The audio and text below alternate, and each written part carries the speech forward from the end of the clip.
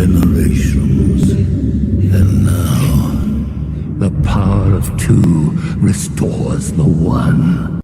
We got a bidet!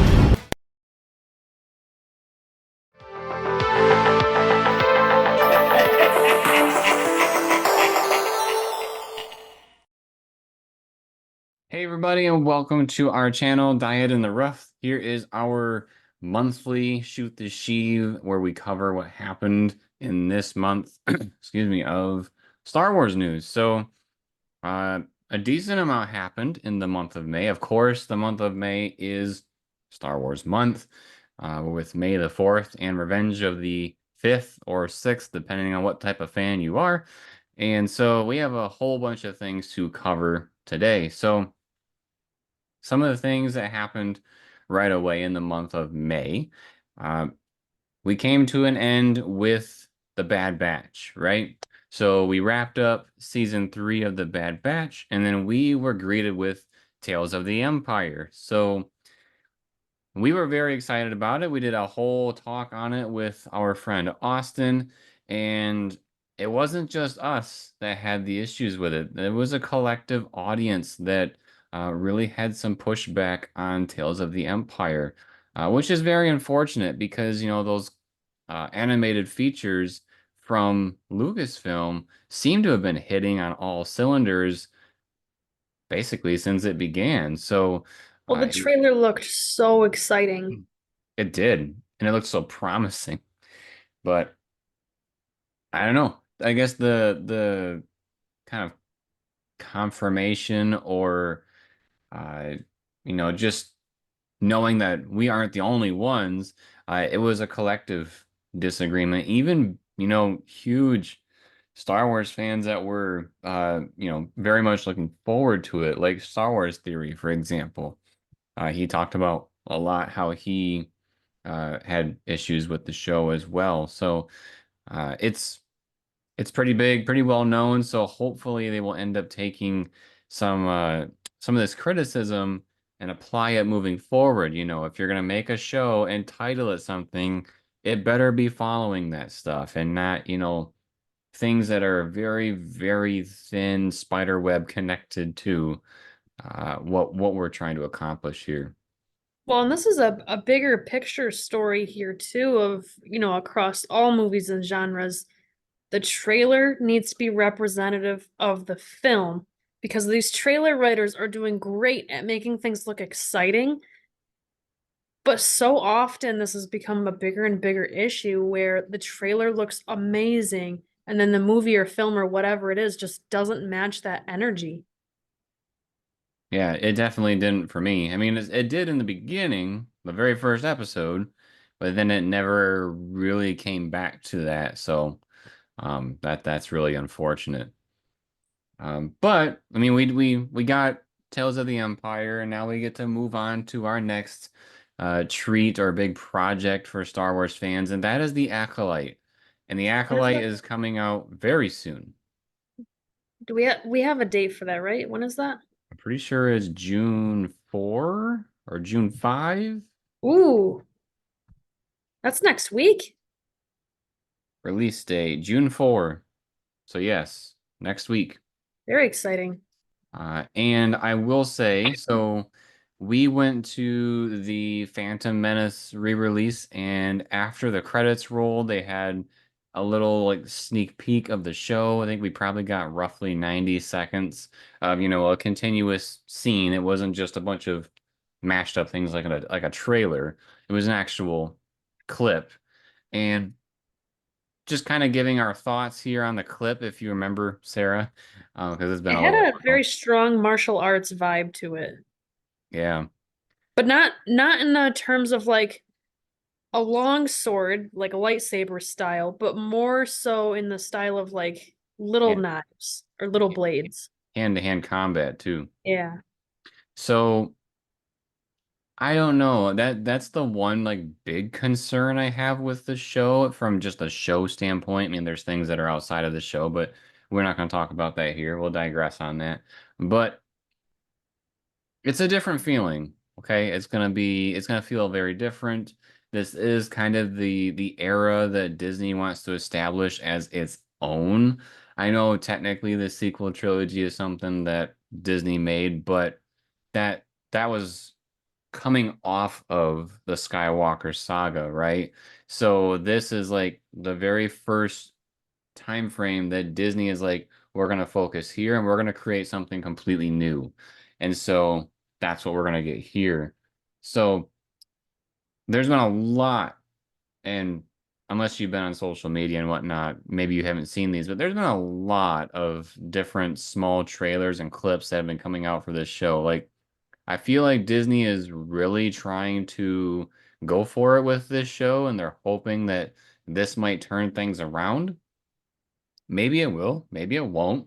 They did have a premiere where I think they showed 2 episodes to the people that were invited. One of the YouTube channels that we follow, Ordinary Adventures, they actually got to go to the premiere and they saw the first 2 episodes.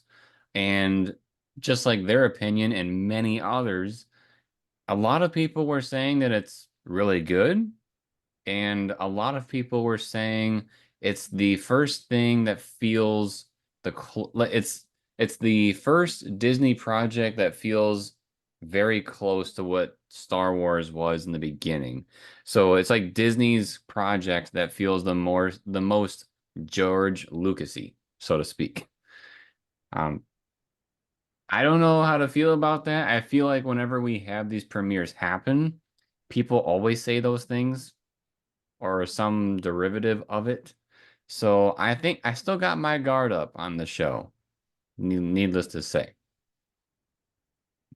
I'm very curious, but I feel like we've been burned so many times. I'm trying to be a little more protective of my excitement. Yeah, So we'll see how it goes.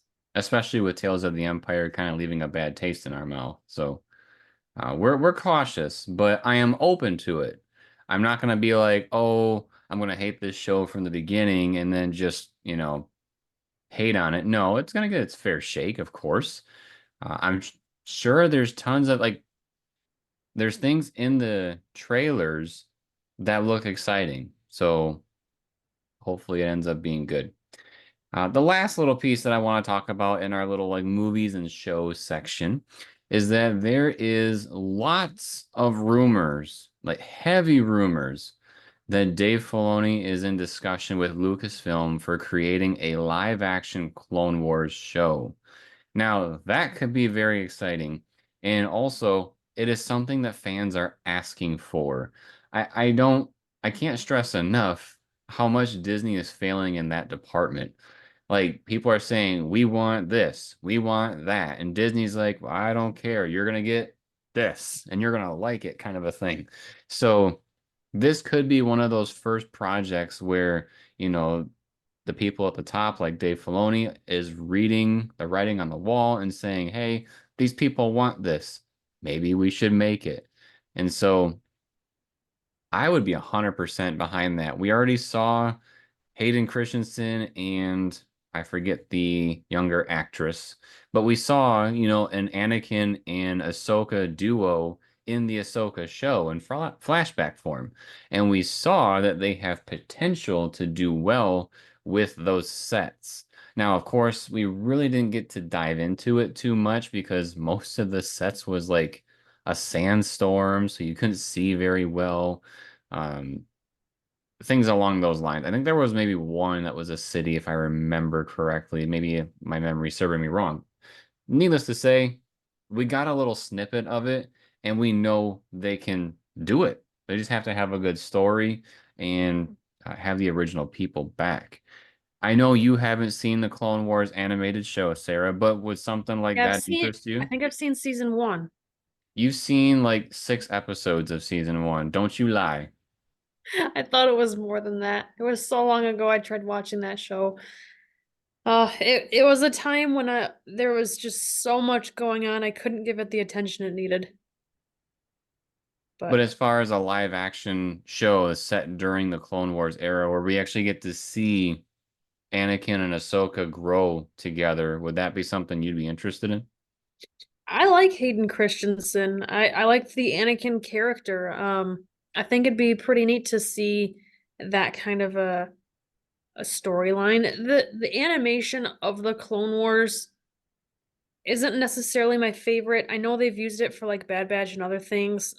So I think having it be in a live action form, I might be able to receive it better or just enjoy it more. So it's definitely something I'd be interested in watching. My only hope is that it's going to be an original story and not like the greatest hits of the Clone Wars show, if that makes sense. I want them to explore something that we haven't quite seen yet. I want a Maybe, shot for shot remake. yeah, I don't know about that. Uh, Ewan McGregor, it'd be great to have him on board. Sadly, we won't have Christopher Lee because, he has passed away. But maybe somebody else could take up that mantle and, do their best. Because I don't really think anybody can truly replace Christopher Lee. But it would be exciting. Maybe Dooku just wouldn't be a part of the show. Maybe be something completely different. But if that ends up being true, definitely down for it.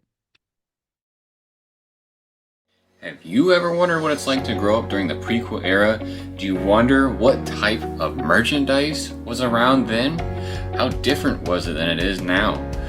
Check out our videos on this channel where we talk about the merchandise of the Phantom Menace and the merchandise of Attack of the Clones.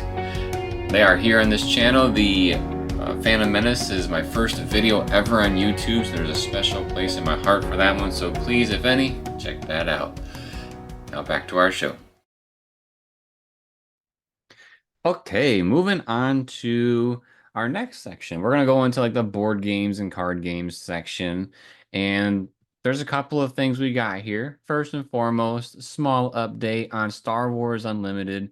Again, this is the trading card game that came out for Star Wars that at first we had thought it wasn't going to do super well because it was releasing right along Lorcana, but it's doing very well. We just went to a gaming store this past weekend, and if you want to buy one of the booster boxes with, I don't know, 24 packs or whatever it is inside of it, they're ridiculously expensive. They're like $250. So the demand is there for this game. Not so much on the starter decks because I thought about picking up a pair, but I knew we wouldn't have really any time right now to learn it or play it. So um, I've seen those out in the wild way more than the packs and at a reasonable price. But the news here is that they announced set 2. So set 1 has already come out. Set 2, it's coming right around the corner. It's going to be out on July 12th. And set 2 is going to be called Shadows of the Galaxy. So cool. It seems like they're focusing more on like the Mandalorian and uh bounty hunters, so to speak, because I mean, even the starter deck. So in the first set, we got the Luke and Vader combo for the starter decks. In set 2, it's going to be Gideon and Mando. So they are turning a focus onto that. And I mean, I'm curious to hear what's going on from a distance, but I don't really know if and when we'll be able to get into this trading card game just because, I mean, we collect Lorcana. And even at that game, we've started to trickle back a little bit just because it's so much money to keep up with everything. Um, did you have any thoughts on Star Wars Unlimited? Oh, I'm giddy for Gideon. We are Um, getting forgetting. I was gonna ask you, so the first set had a name that I don't recall what the name is, but the first I'll let you answer me in a second.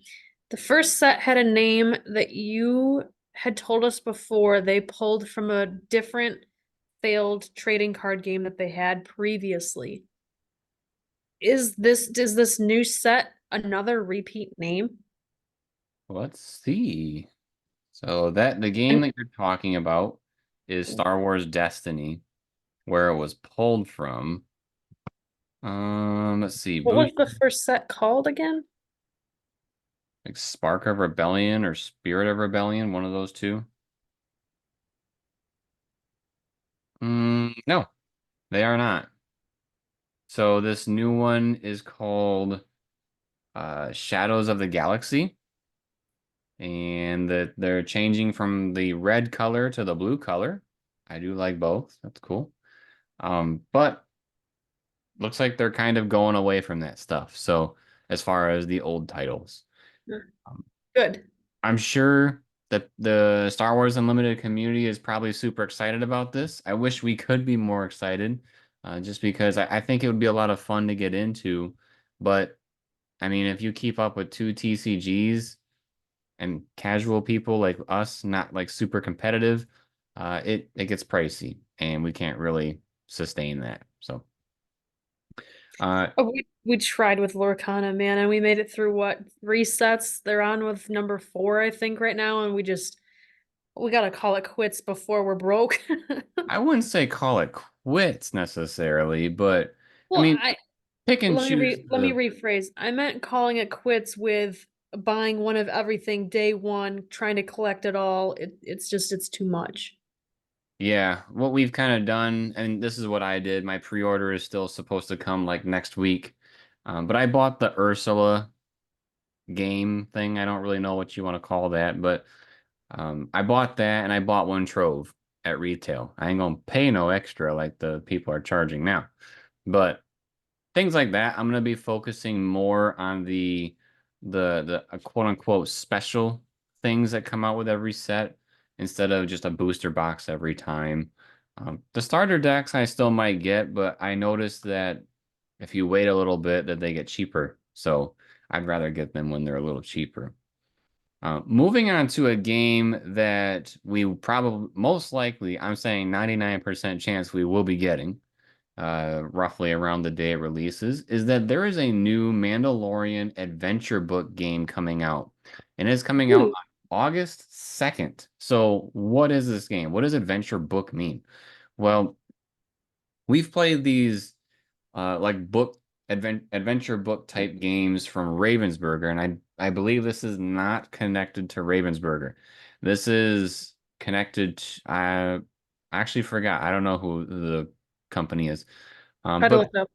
basically what the premise is that it's a co-op game. You and your friends are trying to go through the story of the Mandalorian, and it's like a board book in a way where you open up the first pair of pages and that's a game board, and then there it tells you what characters are involved, what missions you have to complete before you move on to the next page. And every time that you turn the page is a new level and map for you guys to complete.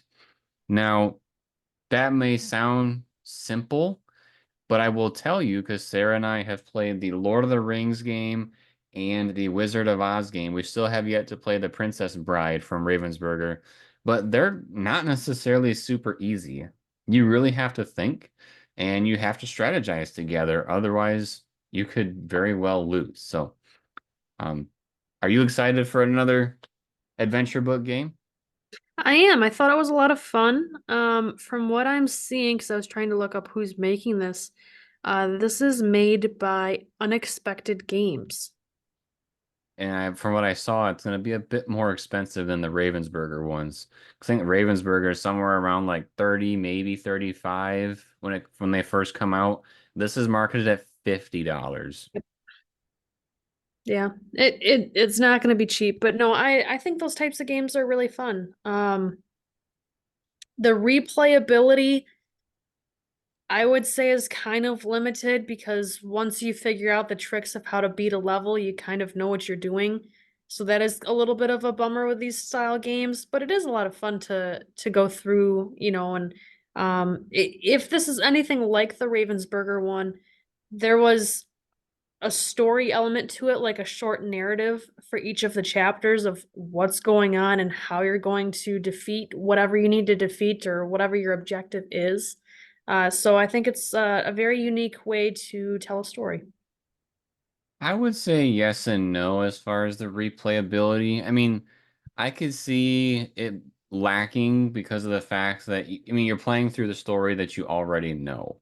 And so, like Wizard of Oz, you're trying to get to Oz, you're trying to uh get to Emerald City, you're trying to avoid the witch, you're trying to defeat the witch. We know what is gonna happen in the game, so I feel like that pulls back on the replayability. I think the replayability where it comes in is playing with new friends, like having somebody in the group that hasn't played it before. Um, but yeah, I wish what they would do, because I know with Ravensburger, they're banking on books that are already well known. What I'm kind of hoping they do is eventually make their own adventures. That way it's fresh and new, and you get to build your own adventures. Because with this Mandalorian game, it's going to cover season one. So you know where it's going to start. You're going to find the child. You're probably going to have a battle with those townspeople before you find the child. You're probably going to meet Cara Dune and defend that little town in the forest area against the AT-ST. You're probably going to have your epic battle at the end with Gideon, So all these things, you're anticipating it, but there's going to be some sort of, strategizing that you're going to have to do with your friends to complete those missions. And like I said, the ones that we've played that are going to be similar to this, they're fun. They do make you think, they do make you strategize. So I'm thinking it's going to be worthwhile. Like I said, I'm 99% sure we'll probably, as soon as I can find it, pick it up, and then we can start talking about it here on the channel and show you guys all about that stuff. So I look forward to that. Like I said, August 2nd is the date that I found. So not too far away. The last piece of board games, card games news that I want to bring up is that Disney is releasing an electronic version of, I probably gonna lose one of my Star Wars cards here because of the pronunciation, but the Dejarik game, the Star Wars Hollow Chess that they play, they are releasing a new electronic version of it. And if you're not aware, they actually have a non-electronic version out already at the Disney parks. I'm pretty sure you can purchase it on Disney's website too. But this is going to be electronic version where like when you move your pieces, they'll light up. They'll make sounds like we saw in the movies. So like when you defeat a character, I'm pretty sure it makes the like roaring noise and stuff like that. So it's exciting. It adds a little bit of life and bringing Star Wars, into our world a little bit more. So I think that'll be exciting. We never bought the original one that doesn't, light up. So who knows? We have a Disney trip coming up. Maybe it'll be coming home with us. We'll see. Hmm. I'm just teasing. I know you're always looking for fun chess not places, fun chess boards to pick up. So We'll have to see how big the box is. Does it fit in our suitcase? Is basically going to be the rule, I suppose. Have you ever wondered what Amazon coffins are and what they're full of? Well, we got you covered here on the channel. Check out our playlist of our Amazon coffin unboxings where Sarah and I open up boxes that have Amazon returns and we share with all of you what we get in each of those boxes. If you ever wanted to get into liquidation and want to know what types of things you can find, check us out. Now back to our show. Okay, moving on. We're moving on to video game news. Always exciting. We love video games. I know it's not Star Wars related, but we've been kicking it with some Paper Mario and Killer Clowns from Outer Space lately. So definitely excited with video games. Um, some Star Wars stuff. So one of the games, if you're not aware, has been advertised and talked about. I want to say it's been for like over a year now, at least it feels that way. Is Star Wars Hunters. If you're not aware of what Star Wars Hunters is, this is, from what they've said, it's going to be a Nintendo Switch and mobile game. So you're either going to play on Nintendo Switch or your phone. I did And not realize it wasn't on PlayStation. That's interesting. No, not at least not yet. That's what I'm saying. Like this is what I've heard so far. You know, maybe they'll expand. Who knows? But it's free to play again, as far as I know, and it's coming out on June 4. So right alongside the Acolyte, we're gonna have a whole lot of excitement right around that day. There has been tons of advertising for this as of lately on YouTube. One, talking about what the game is about. Two, what the different characters are. And all the different characters are unique characters. So, like, one of them I thought was kind of funny was like two Jawas that, like, one stands on the other's shoulders and they run around and, shoot people. Um, but it's a 4 versus 4 team deathmatch, basically. Do those two Jawas count as two players? No, it's one player. There's like a Ugnaught that rewired a Droideka, so he's rolling around in a Droideka and shooting around like roly-poly droids, if you will. Um, One of the things I thought was interesting, because I didn't really, I mean, duh, it's gonna come with a free-to-play game, but I just didn't think about it. In one of the most recent advertisements on YouTube, they talked about some of the customization options and the different skins that will be available, and some of them are pretty cool. Um, both teams will have one Jedi representative, and I thought the Dark Lord or Dark Side user, I should say, she had some really cool skins. So I'm looking forward to playing that and seeing what we can do with it. I don't want to get sucked into something that's going to be, a bottomless pit to my pocket, like Disney Speedstorm turned into, and they, turned their back on their fans, sad to say. So I'm hoping this game ends up being good. Are you looking to try out Hunters when it comes out, especially if it's free to play? Okay, so I gotta be for real for a minute. When you said Hunters was coming out and it was only Switch and mobile, I was very confused because I was thinking of the other Star Wars game where you're a bounty hunter, but that's a different game, isn't it? The Outlaws? Yes. Yeah, that comes out in August. Yeah, so that one I am excited for. Hunters, I kind of forgot it even existed. So, um, A lot of being people probably have because they've been, dragging their feet with this.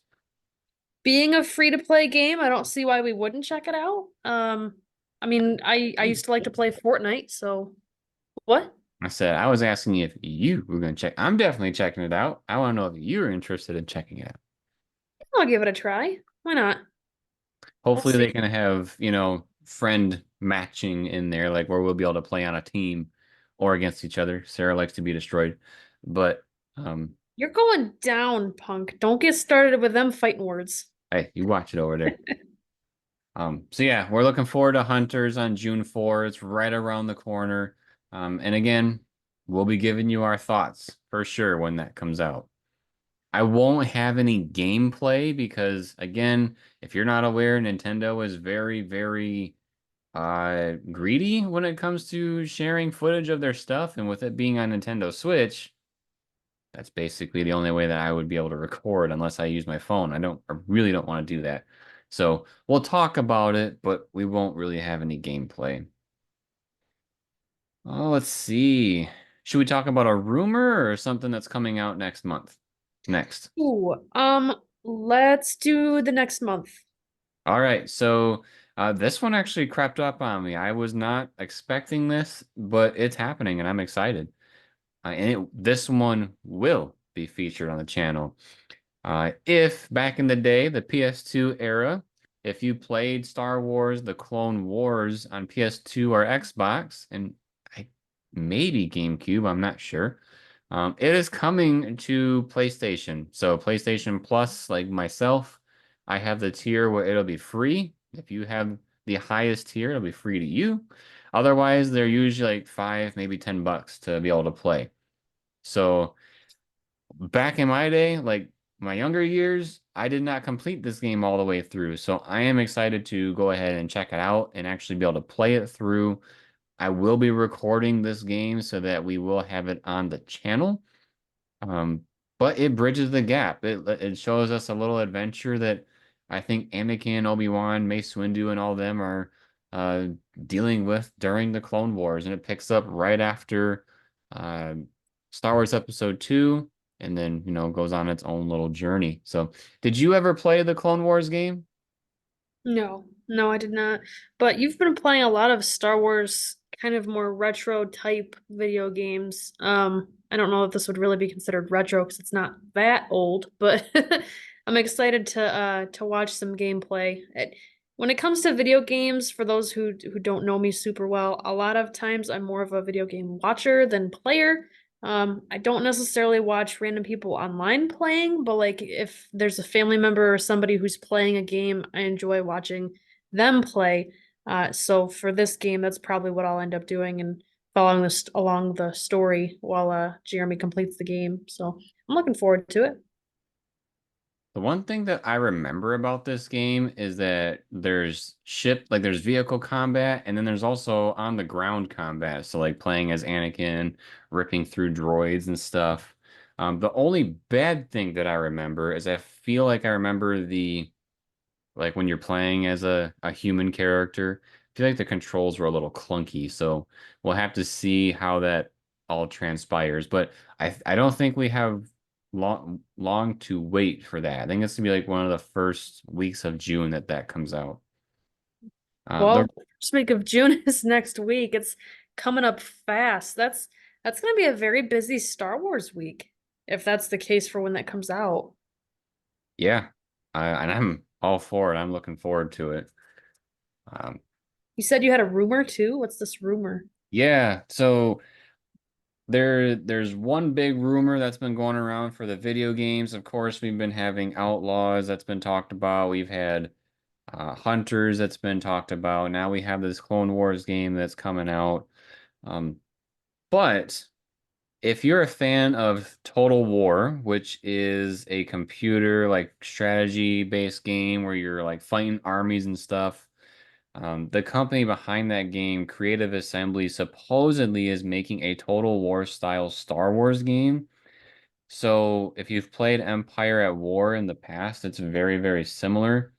I, for one, never played that game per se, and I've never played Total War either, but what I have played is Battle for Middle-earth, and that is arguably my favorite computer game of all time. Just because it really captured the feeling of commanding an army and fighting a war. And so I'm really hoping that this game ends up being good. Um, I know the Total War games have a good following. I watch Angry Joe all the time, and he's a huge fan of that game. So my hope is that the company just, keeps it going and makes a really, really good Star Wars game. Did you play any? I think they're called real-time strategies, if I'm not mistaken. Have you done any of those? No, I've never even heard of it before. When it comes to Star Wars games, I think I've only ever played the original Battlefront on like PS2. Any of the other Star Wars games I haven't played. And in terms of like computer games, I was more of like a mahjong, tile type game, Zumba, maybe little like you're running a bakery type games. I haven't really done any Weren't those licensed games that were called computer like games. Flash games or something? Yes, those style games. Gotcha. Yeah, like I said, I really didn't dive into the Star Wars ones. I think there was a couple of them, but I know Empire at War is very popular amongst those. Um, but we'll see if it comes out. My guess is it would be on Steam, just because I feel like that would be a computer game. So I don't know. Maybe that'll be the first Star Wars computer game that I check out in a long time. Have you seen The Mandalorian? Do you wonder what Operation Cinder was that they mentioned in this show? Well, we got you covered because we have an entire playlist dedicated to the Star Wars Battlefront 2 campaign, which highlights Operation Cinder. So if you check out our playlist, you'll be able to see what actually happened with Operation Cinder and know what they're talking about with the show. Now back to ours. All right. The last little segment that I want to talk about, I throw this in the other category because it kind of doesn't really go in the other ones. But George Lucas talked about Star Wars recently at the Cannes Film Festival, and I thought this was really interesting what he had to say. Um, Basically, he kind of came out and spoke some of his feelings about where Star Wars is at, how Disney's kind of handled it.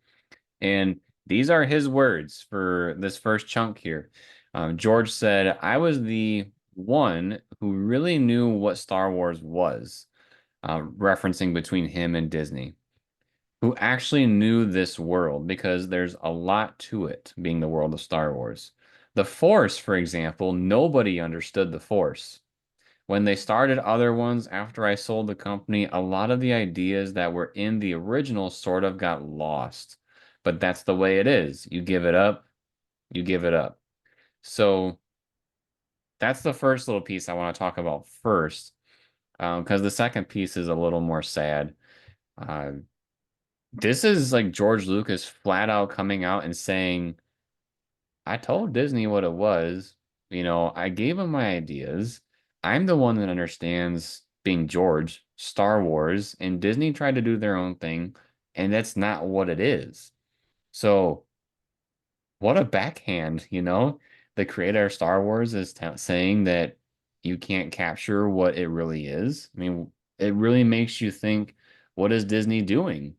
Are they just creating so that they can sell merch, or are they really caring about the show? I I feel like they do care about the story, but they care about their own story, not necessarily George's story. And they probably have a lot of faith in whatever writers they're using. And I know they've used some similar writers or writers who have worked with George before and stuff. And so there is some overlap, but it's not just them, right? So I feel like there is probably a balance there between that. I don't think it's just to sell merch. And I say that because, we, at least for quite some time, used to be pretty consistent buyers of, say, Black Series figures. And there are tons of them that either didn't sell and are still in the shelves like 6, 7 years later. And it's not just because of COVID. COVID was only like a 3 year span. So it's not just those 3 years, right? Because there's these characters have been out there for much longer. But there's also so much fight over them trying to put in political messages. And I feel like this kind of goes back to, was it Bob Chapek who said Disney movie writers need to stop caring so much about the message and they should be caring more about the magic? No, it's Chapek that did that stuff. It was Yeah, Iger that came in and said, you need to knock it off. I gotcha. I mixed up the Bobs. But anyway, I feel like this is kind of under that same umbrella of caring more about the messaging or certain aspects of the story versus the overall magic of Star Wars and just the feel of Star Wars, and the feel of the Force, for example. But it's kind of sad. It makes me feel like he probably regrets selling it to Disney, but at the same time, he, had reasons for selling. It must have been too much for him at the time. Either that or he really wanted the money. And I don't think he's just a sellout for the money, because otherwise he wouldn't be No. caring about this stuff now. It's because he's old. He's too old. He just turned 80. He can't be doing all this stuff. They should have made him some sort of advisor. Yeah. Someone that would read through the scripts and the pitches for the shows, and uh, give people guidance on what should be happening, not just what people interpret Star Wars to be. And now we have a derivative of Star Wars that probably should have not happened. But speaking of sad things, this is the other thing that he said that to a point puzzled people, but I totally get it. I totally get it. And here it is. And this is kind of me paraphrasing, but very closely to his exact words, just because I couldn't find a direct quote.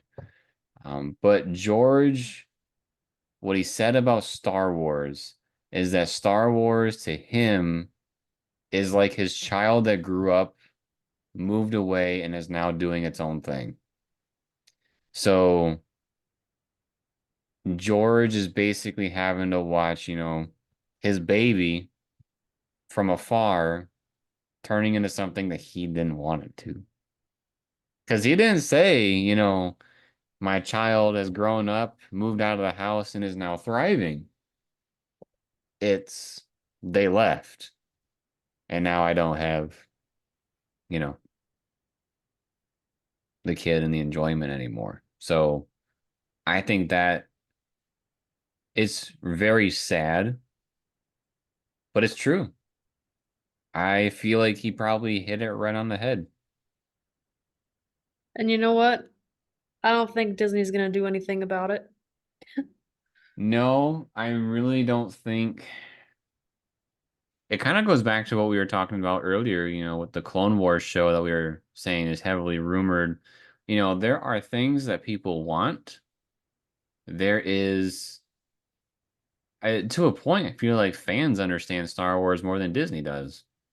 And that's a problem because that means Disney's trying to be the poser when everybody else knows what Star Wars is. So, um, I don't know. It's we're getting more and more, I would say, skeptical of the shows that are coming out. We're going into shows with more of our guard up than we are being open to things, I would say, because of the way things have gone and the decisions that have been made. I'm not going to go on this tangent, but there was a whole video on Star Wars Theories YouTube channel where he was looking at the discussion about what the Obi-Wan movie was supposed to be, but because of bad decisions, it completely got ruined. So go over there, check that out if you want to see more about that. But it's like 100% what the problem is, right? Disney is chasing money and not authenticity to the brand. And so that's kind of where I think this is coming from for George, where, the his baby is not what he raised it to be. And so it's completely different. I feel like the term fan service gets such a bad rep because it makes it seem like it's just a cop out. But at the But I same feel time, like they need to really play more into some of that, at least just to get the vibe more like that. yeah, yeah, I would say yes and no. Because at least the way that I define fan service means that it's almost like a cameo appearance, right? Um, it's just kind of a tongue in cheek, if you know kind of a thing.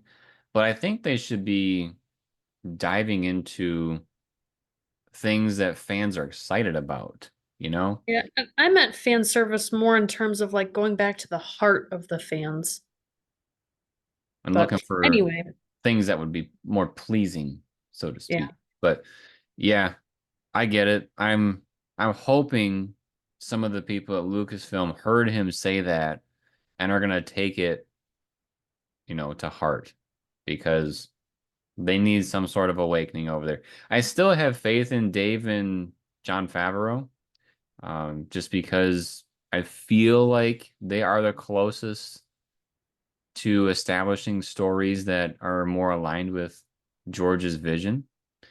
But we'll have to see because Disney definitely can't just rely on the two people creating everything. I feel like they should be able to, but they're not showing it because they have so many other people doing things. So I think only time will tell, and we're just gonna have to see where things go. I think you said you had one thing that you wanted to bring up. I do. So this is a very random Star Wars news piece for you. But it's got something to do with I know that you love and a lot of other people too. Uh, Oreos. So Oreos has partnered with Lucasfilm, so they're going to be coming out with Star Wars themed Oreos. You can pre-order them starting May 30, or they will begin showing up in stores June 10. It Where the is while heck do I supplies pre-order last. Oreos? They're limited edition because it's while supplies last. The artwork on the package shows Darth Vader on one side, Luke Skywalker on the other, with the very famous clash of their lightsabers. And then there's some other characters going on in the background, playing up that red and blue. Again, that's the background of the package with a giant Oreo in the middle. The Well, these Oreos are dope. I can see the different faces and stuff that are gonna be on them. I'll get to that in just a sec. But in terms of Oh, the packaging, that artwork is based on original paintings by Greg Hildebrandt. I'm not sure if I said that right, but he is apparently a renowned Star Wars artist since 1977. So he's been around since the start of everything. But yeah, so when you get your package of Oreos, you don't know if it's going to be light side Oreos or dark side Oreos. You're going to open the package and either it'll be a red or a blue cream filling. And inside that cream filling is quote unquote kyber crystals, so sugar crystals, to kind of emulate lightsaber kyber crystals. But then, yes, there are 20 different designs imprinted on the Oreos. 10 light, 10 dark side, right? So you got characters on the dark side like Darth Vader, Darth Maul, Darth Sidious, Kylo Ren. It's kind of funny that he's not a Darth, just because all the rest of them are. Sorry. I just got a kick out of that. Other dark side characters would be Boba Fett, a stormtrooper, Jabba the Hutt, General Grievous, Count Dooku, and then a scout trooper.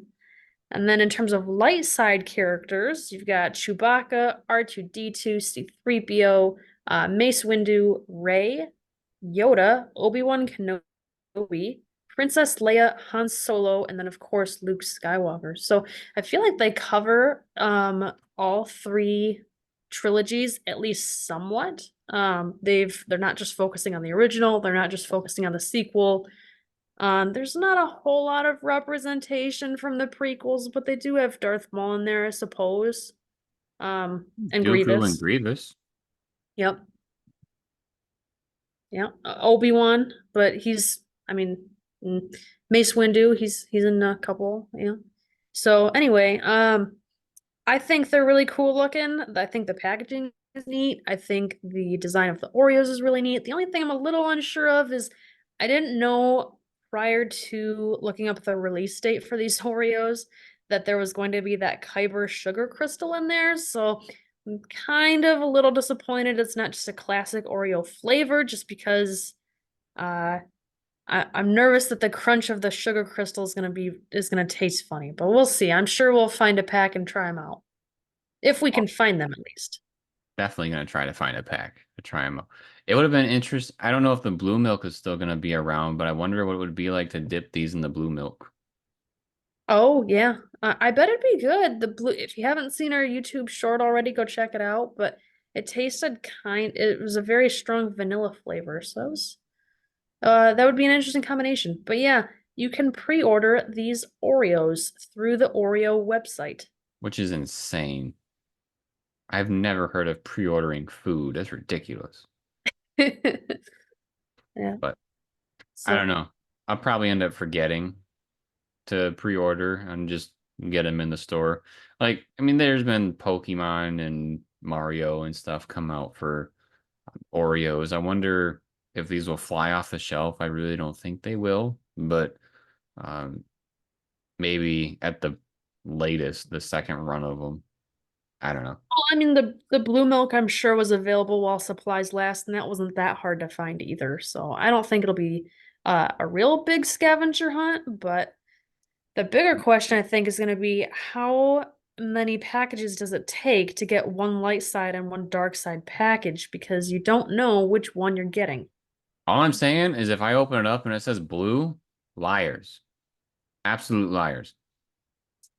What? So if I open up my package of Oreos and it says light side, liars. I'm Oh, dark side. because that's not your destiny. Yeah. I think it would be interesting to make some Oreo desserts out of these.